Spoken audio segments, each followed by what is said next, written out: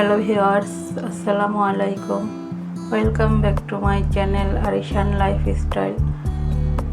তো প্রতিদিনের মতো আরেকটি ব্লগ নিয়ে চলে এলাম আপনাদের মাঝে। তো চলেন আজকের ব্লগটি এখান থেকে শুরু করা যাক। তো আজকে আমি ডিম ভুনা করব, তো সেজন্য প্রথমে ডিমগুলো আমি সেদ্ধ করে নিয়েছি আর ভাত বসিয়ে দিয়েছি।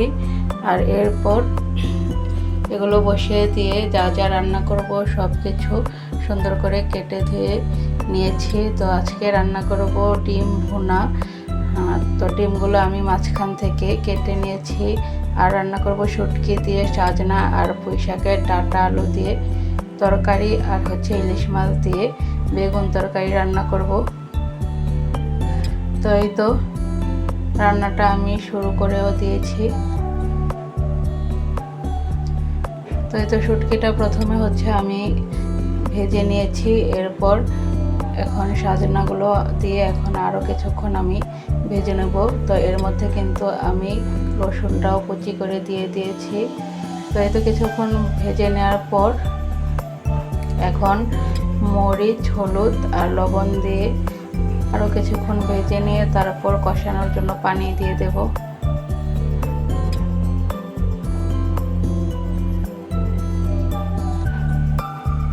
তো এই তো কষানোর জন্য পানি দিয়ে দিয়েছি। এখন তরকারিটা আমি পাশে চুলাতে দিয়ে আর এই চুলাতে আমি বেগুন তরকারিটা রান্না করে নেব। তো এই তো প্রথমে আমি মাছগুলো কড়া ফ্রাই করে নিয়েছি। এখন বেগুনগুলো একটু ভেজে তারপর সাজনা তরকারির মতো সেম প্রসেসে আমি বেগুন তরকারিটাও রান্না করে নেব। তো যে গরম পড়েছে চুলার পাড়ে থাকতে কিন্তু অনেক বেশি কষ্ট হচ্ছে। অতিরিক্ত গরম পড়ে গিয়েছে। তো দুদিন বৃষ্টি হয়েছিল, তখন একটু ভালো লেগেছিল। আর এর মধ্যে যেহেতু শরীরটাও অসুস্থ, তো রান্না করতে কিন্তু আমার অনেক বেশি অস্বস্তি লাগে। তো কিছুই করার নেই, যেহেতু বাচ্চা কাচ্চা আছে, হাজব্যান্ড আছে, তো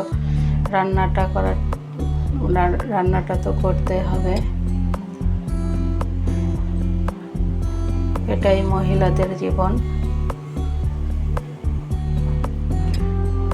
তো এই তো কথা বলতে বলতে আমি আমার সাজনা তরকারিটাও কষিয়ে নেওয়া শেষ। এখন ঝোলের পানিটা আমি দিয়ে দিয়েছি। তো এই সাজনা শুটকি দিয়ে এইভাবে সাজনা তরকারি রান্না করলে কিন্তু অনেক বেশি মজা লাগে। যারা খেয়েছেন তারা বলতে পারবেন, আর যারা কখনো আগে খাননি তো এইভাবে শুটকি দিয়ে সাজনা রান্না করে খেতে পারেন। তো অনেক বেশি টেস্ট হয়। আর যারা শুটকি খেতে পারে না তাদের বিষয় অন্য। তো এই তো আমার সাজানো তরকারি আর বেগুন তরকারিটা রান্না করা শেষ। এখন আমি ডিমগুলো ভেজে নিচ্ছি ভুনা করার জন্য। তো আজকে আমি ডিমটা একটু ঝোল ঝোল রেখে ভুনা করব। তো এই তো ডিমটা আমি ভেজে নিয়েছি প্রথমে, তারপর পেঁয়াজ, মরিচ, হলুদ, লবণ একসাথে কষিয়ে নিয়েছি। এখন এই তো ডিমটা মশলার সাথে মিক্সড করে এখন আমি ঝোলের পানি দিয়ে দিয়েছি।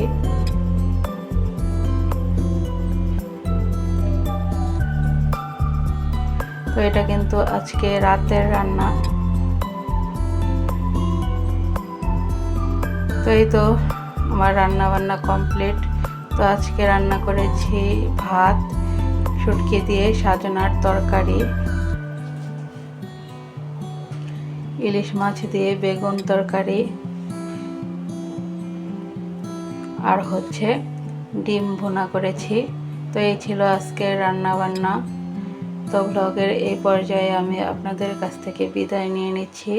ভালো থাকবেন সবাই, আমার জন্য দোয়া করবেন। আল্লাহ হাফেজ।